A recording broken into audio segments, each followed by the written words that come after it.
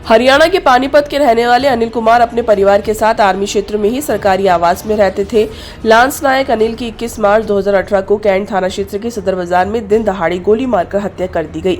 आरोपी ने उस वक्त घटना को अंजाम दिया जब फौजी अनिल ड्यूटी से अपने कमरे पर साइकिल से लौट रहे थे।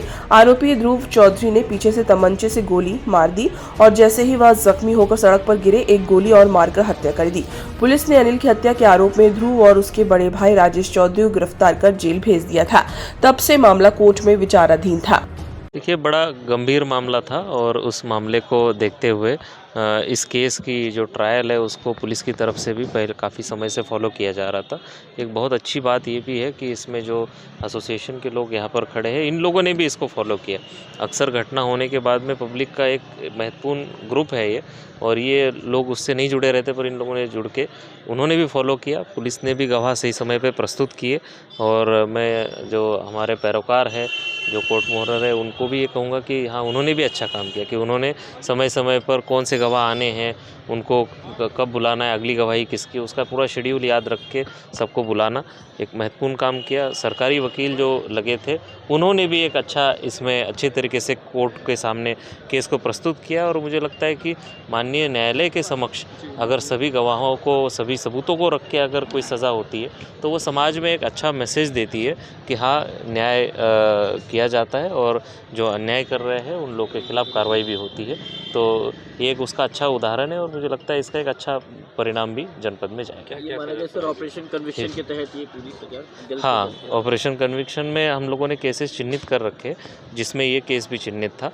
पीछे भी अभी 1 महीने पहले एक केस में सज़ा हुई थी, वो भी केस चिन्हित था। और उन सभी केसेस में हम लोग कोशिश यही करते हैं कि हर केस के लिए नोडल अफसर नामित हो, और जो नोडल अफसर है उसका ये काम रहता है कि जो भी अगली गवाही की डेट है उस पर गवाह सही समय पर प्रस्तुत हो जाए, और सरकारी वकील के साथ में हमारा संपर्क बना रहे, ताकि उनको कोई डॉक्यूमेंट प्रस्तुत करने हैं, कोई गवाही प्रस्तुत करनी है, उसमें देरी ना हो, ताकि कोर्ट की भी इसमें सहायता होती है। मैं सबसे पहले धन्यवाद करूंगा जो हमारे न्यायपालिका है, जो हमारे जज हैं और वकील हैं और पुलिस, ये अगर गुत्थी टाइम टू टाइम हर समय सबूत अगर मिलते रहें तो कोई भी जो है, हर आदमी को जो है न्याय बहुत जल्दी मिलने की संभावना होती है। इसमें हमारे वकील निर्भान सिंह तोमर और दूसरे वकील हमारे सीनियर एडवोकेट अरुण सक्सेना, और जो हमारे 14 सर, क्या घटनाक्रम था, घटना क्या हुई थी, थोड़ा सा बता दीजिए। घटना ये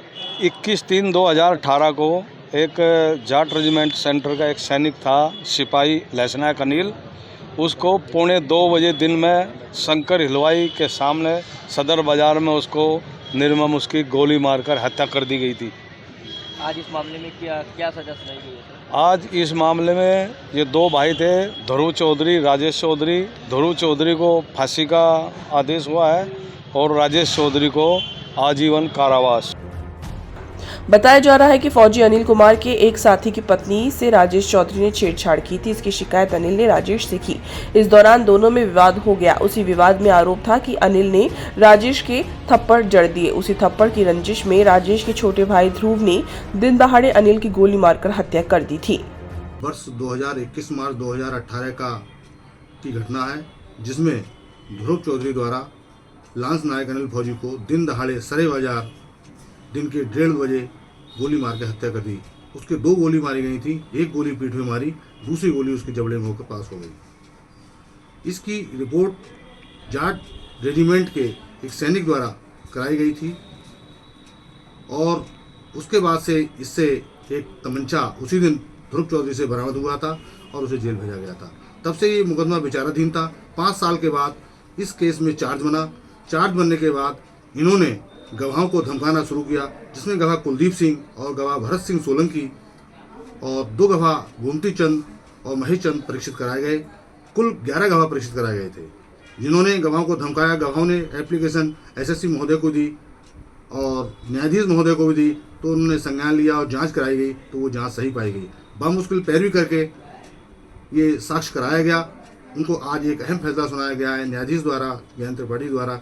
ध्रुव चौधरी को फांसी सजा सुनाई गई और राजेश चौधरी को आजीवन कारावास सजा सुनाई गई।